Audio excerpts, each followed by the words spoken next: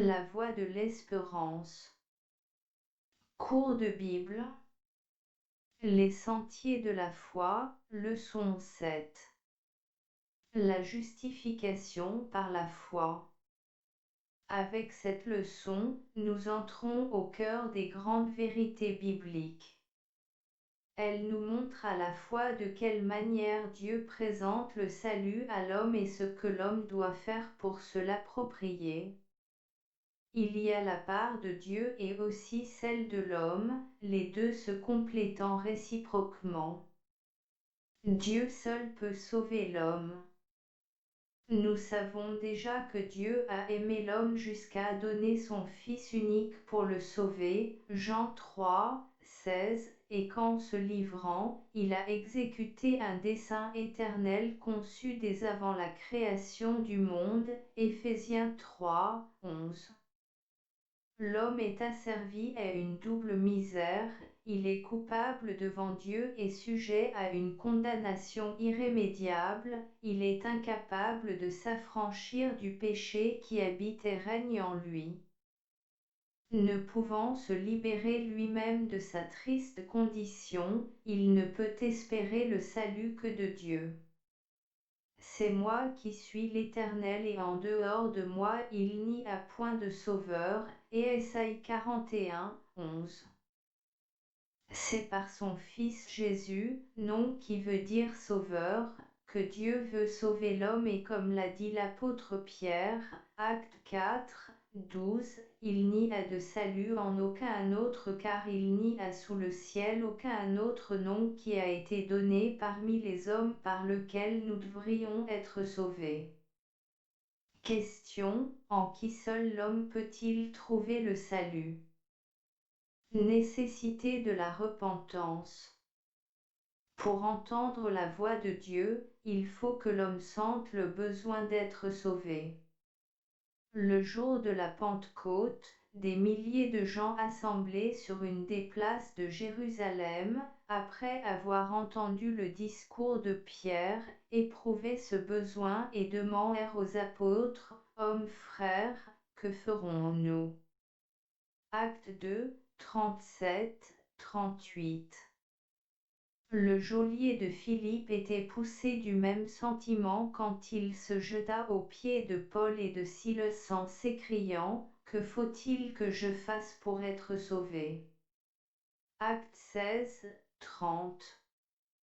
L'apôtre Pierre avait répondu comme Jean-Baptiste, comme Jésus lui-même, Matthieu 3, 1, 2, 4, 17, repentez-vous, et l'apôtre Paul avait dit, croyez au Seigneur Jésus. Ces deux réponses s'accordent parfaitement pour montrer deux d'une seule et même œuvre.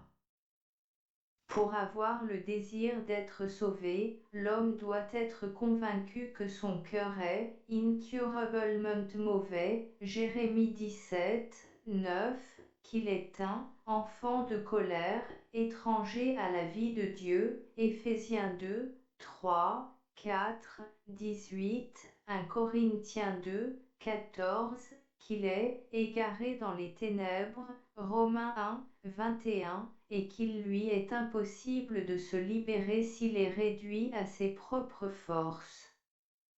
Il doit aussi, et en même temps, recevoir la révélation de l'amour de Dieu par les 1000 moyens dont se sert la providence, ce qui lui permet de découvrir les perfections divines et, par contraste, de mesurer sa propre déchéance à lui. C'est alors que, courbé sous la douleur de sa culpabilité, il s'humilie dans la poussière, pleure sur ses fautes et, sincèrement repentant, s'avoue enfin vaincu pour implorer la délivrance de Dieu dont il commence à entrevoir l'amour insondable. Question, s'il veut obtenir le sceau, de quoi l'homme doit-il être convaincu? La confession des péchés. La repentance sincère mène la conversion, c'est-à-dire la régénération, la nouvelle naissance, mais entre la repentance et la conversion se placent deux faits très importants, la confession des péchés, faite par l'homme pécheur, et le pardon, c'est-à-dire la justification du pécheur, accordée par Dieu.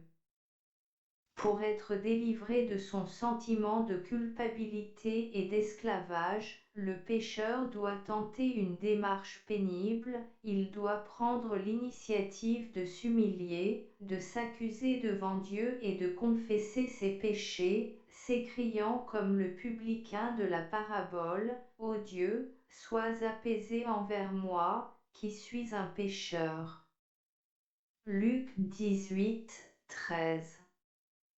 Cette confession, pour être valable, doit être autre chose qu'une reconnaissance vague et anonyme de fautes non spécifiées, elle doit être individuelle et faire mention des péchés en détail. Elle doit être sincère et complète. Celui qui cache ses transgressions ne prospère point, mais celui qui les avoue et les délaisse obtient miséricorde. Proverbe 28, 13. Ajoutons que la sincérité dans la confession implique que le pécheur s'engage compenser de toutes les manières possibles les dommages qui ont été causés par sa faute des tiers.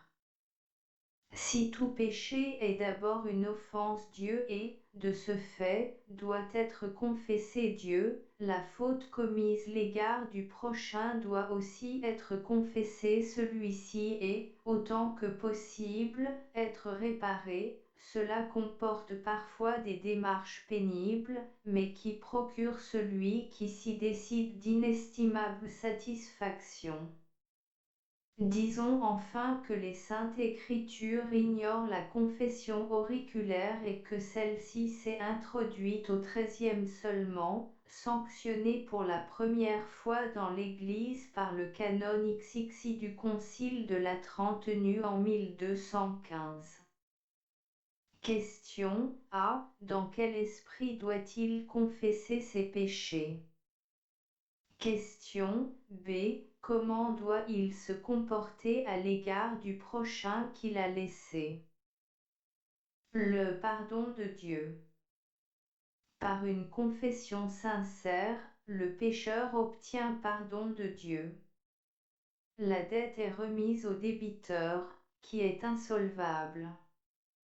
Ce n'est pas une illusion, un produit de l'imagination, c'est la joyeuse réalité. Je t'ai fait connaître mon péché, dit le psalmiste, psaume 32, 5, je n'ai pas caché mon iniquité. Et tu as effacé la peine de mon péché. Dieu le déclare textuellement, c'est moi qui efface tes transgressions pour l'amour de moi, et je ne me souviendrai plus de tes péchés. Et l'apôtre Jean dit de son côté, 1er Épître 1, 9, si nous confessons péché, Dieu est fidèle et juste pour nous les pardonner, et pour nous purifier de toute iniquité. Si Dieu pardonne ainsi aux pécheurs repentants, ce n'est pas que ses perfections s'accommodant de nos faiblesses ou que sa pureté supporte le contact de nos misères, c'est que Jésus-Christ, le juste, le saint, l'innocent, a payé notre dette, est mort notre place, et qu'il est devenu notre médiateur, notre avocat, l'intermédiaire par lequel nous avons désormais accès auprès du Père. Car il y a un seul Dieu, et aussi un seul médiateur entre Dieu et les hommes, Jésus-Christ homme, qui s'est donné lui-même en rançon, pour tous. Et si quelqu'un a péché, nous avons un avocat auprès du Père, Jésus-Christ, le juste. Par lui nous avons les uns et les autres accès auprès du Père. 1 Timothée 2, 5, Jean 2, 1, Éphésiens 2, 18. Question A. Si nous confessons nos péchés avec sincérité à Dieu, que fera-t-il? Question B. Qui est notre avocat auprès de Dieu? Justifié par le sang du Christ. En pardonnant, Dieu absout le coupable et justifie l'impie. Le pécheur est déclaré juste par Dieu et traité comme tel. La sentence d'absolution ne vient donc pas de l'innocence de l'accusé, mais de la miséricorde du juge. Pourtant Dieu ne cesse pas d'être juste, car cette justice qui manque au pécheur et dont il a absolument besoin pour être acquitté se trouve pleinement en Jésus-Christ, lequel, en se rendant obéissant jusqu'à la mort à tous ensemble, subit la malédiction de la loi et satisfait à toutes ses exigences. Le Christ nous a rachetés de la malédiction de la loi, étant devenu malédiction pour nous. Galates 3, 13. En Jésus-Christ se concilient les revendications de la justice de Dieu et les promesses de son amour. En lui, Dieu pardonne, c'est-à-dire qu'il donne, par-dessus, sans se faire le complice du mal, sans se rendre tolérant à l'égard du péché ni indifférent à l'égard du pécheur. Jésus-Christ, en versant son sang, nous purifie de tout péché et nous rend justes devant Dieu et sa loi. Sans effusion de sang, il n'y a pas de pardon. Hébreux 9, 22. Or, le sang de Jésus son Fils nous purifie de tout péché. Nous sommes justifiés par son sang. 1 Jean 1, 7, Romains 5, 1. Le Christ a subi à notre place le châtiment prévu par la loi, celui qui n'a point connu le péché, Dieu l'a fait devenir péché pour nous afin que nous devenions en lui justice de Dieu. 2 Corinthiens 5, 21. Jésus-Christ a donc été fait pour nous, sagesse, justice, sanctification et rédemption. 1 Corinthiens 1, 30, accomplissant la prophétie de Jérémie 23, 6, annonçant que le Messie serait appelé notre justice. Question A. De quoi le Christ nous a-t-il rachetés? Question B. Qu'a-t-il subi à notre place? Question C. Comment Dieu nous considère-t-il? La part de l'homme. L'homme doit aussi faire sa part. Il ne peut rien faire sans Dieu, mais Dieu ne veut rien faire sans lui. Dieu ne le contraint pas, il lui demande tout simplement de croire. Le prophète Habacuc 2, 4 l'avait dit avec force, le juste vivra par sa foi. Le Christ le répète dans la merveilleuse déclaration qui résume tout l'Évangile, Jean 3, 16, Dieu a tellement aimé le monde, qu'il a donné son Fils unique, afin que quiconque croit en lui ne périsse point mais qu'il ait la vie éternelle. Et ailleurs, Jean 3, 36, celui qui croit au Fils a la vie éternelle, mais celui qui refuse de croire au Fils ne verra point la vie, mais le courroux de Dieu demeure sur lui. L'apôtre Paul, qui avait escorté le geôlier de Philippe à croire, Actes 16, 31, écrit aux chrétiens d'Éphèse, Éphésiens 2, émoticône n'en croyant pas ses yeux, c'est par grâce que vous êtes sauvés par le moyen de la foi. Et cela ne vient pas de vous, c'est le don de Dieu. Voir Romains 3, 24. Dieu fait miséricorde à tous les hommes, Dieu a renfermé tous les hommes dans la désobéissance, pour faire miséricorde à tous. Romains 11, 32. Il veut que tous les hommes soient sauvés. 1 Timothée 2, 4. La mort de son Fils met la justification à la portée de tous les hommes indistinctement, voir Romains 5, 18. Mais le dessein miséricordieux du Père ne se réalise que pour ceux qui, par la foi, acceptent le salut. Du côté de l'homme, l'acceptation par la foi est la condition de son salut. S'il y a beaucoup d'appelés, il y a malheureusement peu d'élus. Matthieu 22, 14. Question: quelle est la part du pécheur dans sa justification? Nul ne peut être justifié par les œuvres. La seule condition que Dieu met à notre salut, c'est que nous l'acceptions de tout notre cœur. Notre justification est donc une grâce que Dieu nous fait et dont nous nous emparons par la foi. La justice du Christ nous couvre d'un manteau d'une blancheur éclatante et nous débarrasse des haillons de notre propre justice. Nul ne peut se présenter devant Dieu s'il n'est couvert des vêtements de la justice du Christ. C'est-à-dire que l'homme ne peut rien accomplir pour conquérir son salut. Il n'est aucune œuvre, si belle soit-elle, dont il puisse se prévaloir, sinon le salut ne serait plus une grâce et la foi n'en serait plus la condition. Nul ne sera justifié devant Dieu par les œuvres de la loi.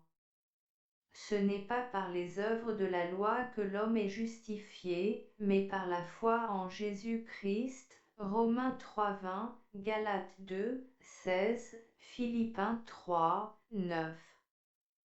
Dieu nous a sauvés, non à cause des œuvres de justice que nous aurions fait, mais selon sa miséricorde.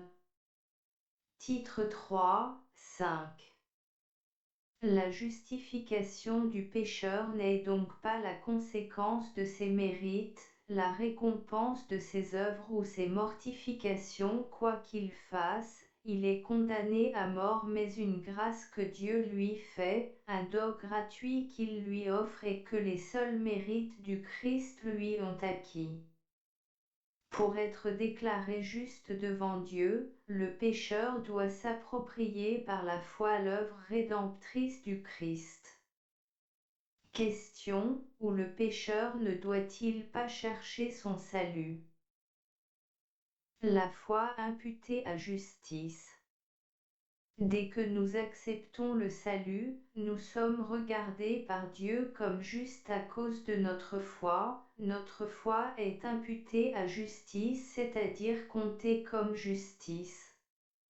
Romains 4, 4 et Ésaïe 43, 25. Au lieu de nous imputer nos péchés qui ont été expiés par Jésus sur la croix ou nos œuvres, qui sont toujours insuffisantes, Dieu nous impute notre foi.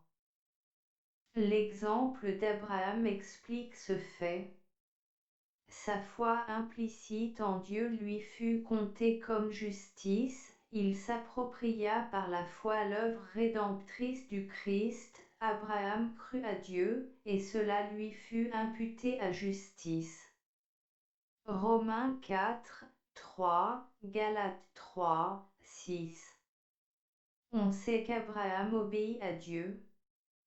Cette obéissance lui conférait, elle, quelques mérites à faire valoir pour sa justification. Nullement. Il obéit parce que la grâce de Dieu lui en donna le pouvoir. Sa vie de soumission fut la conséquence de sa justification et non le moyen. En résumé, nous sommes justifiés gratuitement, par grâce, par le moyen du sang du Christ, et nous nous approprions les bénéfices du sacrifice du calvaire par la foi. Ainsi, Dieu est l'auteur de la justification du pécheur, son amour en est la source. La mort du Christ, dont le sont satisfaits aux exigences de la loi, en est le moyen, la foi du pécheur s'appropriant les mérites du Christ en est la condition. Étant donc justifiés par la foi, nous avons la paix avec Dieu par notre Seigneur Jésus-Christ. Romains 5, 1. Question A. À défaut d'œuvre, qu'est-ce que Dieu impute à justice? Question B. Que savez-vous de l'auteur, de la source, du moyen et de la condition de la justification du pécheur?